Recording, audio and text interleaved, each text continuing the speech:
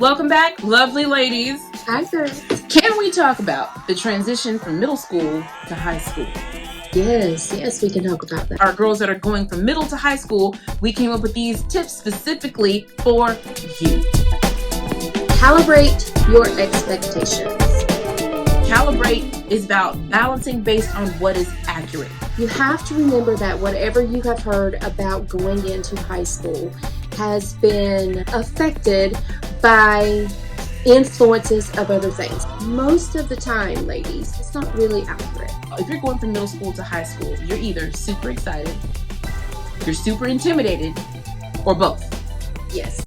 It's not that serious. Girl, go sit down somewhere. Sit down somewhere, girl. Calibrate your expectations, not based on what the media has told you to expect.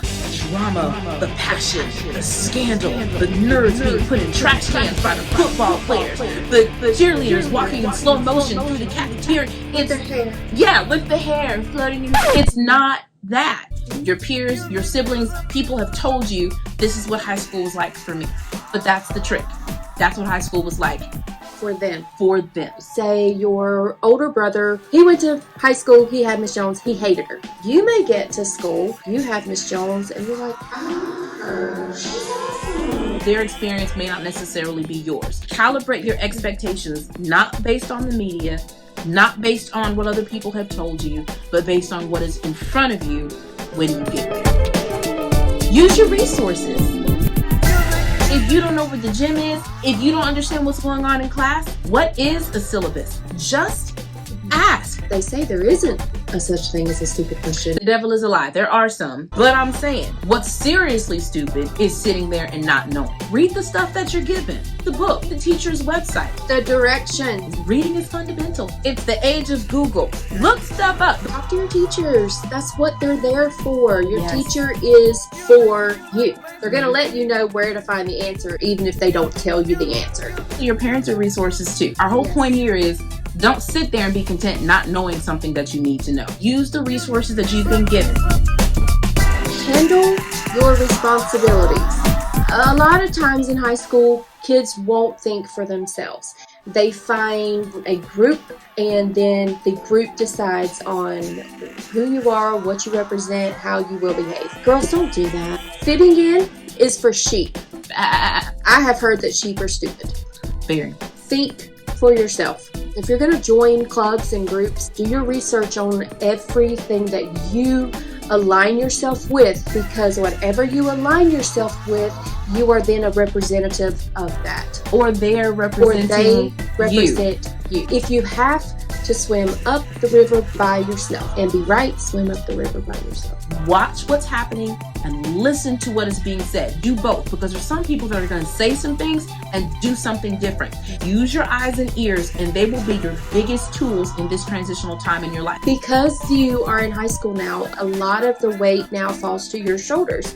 Your teachers are going to communicate with you directly a lot more than they once did with your parents. Parents are still involved, but it's on you to give them the heads up. Ladies, maturity means beginning to advocate for yourself. If something is wrong in a class, if your grades are suffering and you don't know why, if somebody is giving you a hard time in the cafeteria, it's not always for your parents to come handle. They should know what you're trying to handle, but you need to take some steps to talk to the appropriate people. So don't read me saying, the teacher said if I have a problem with somebody, I need to handle it. That's why I was trying to dot her I in the bathroom.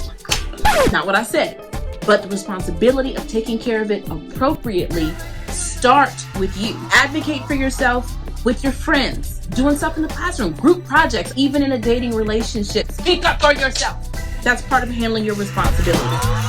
Appreciate your safety net. High school is the last step that you have to prepare you for your college career or your working career.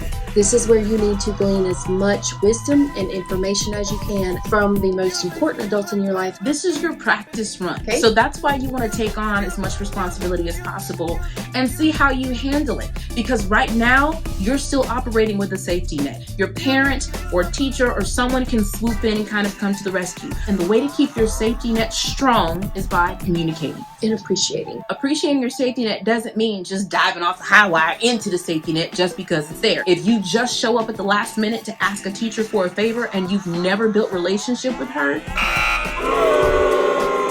communication all along is going to help you do your best. You've got help if you need it. Speaking of which, I'm here. once a truth girl, Always a truth girl. forever and ever. We'll always be a part of your safety net. And the Lord will too. If you make him a part of your safety net now, that's a part of your net that you will never have to operate without.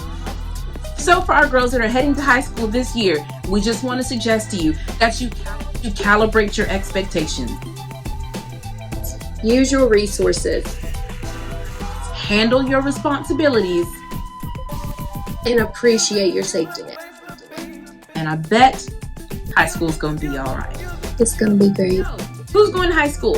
Or who's transitioning to middle school? Got questions? Leave us a comment. Let us know what you're looking forward to. Know what you're intimidated by. Let us know how we can support you as you transition. Bye, ladies. Have an excellent week, everybody. See you soon.